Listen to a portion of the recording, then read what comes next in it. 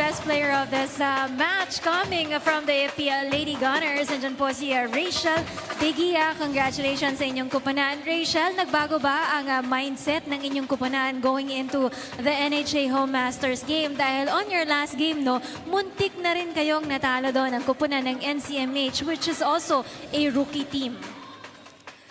Every game naman po, hindi po nagbabago yung mindset namin na kailangan manalo kami palagi and kailangan po lagi nag-e-enjoy kami sa team. Kailangan po, binibigyan po namin ng justice yung ensayo na binibigay po nung bawat isa sa amin.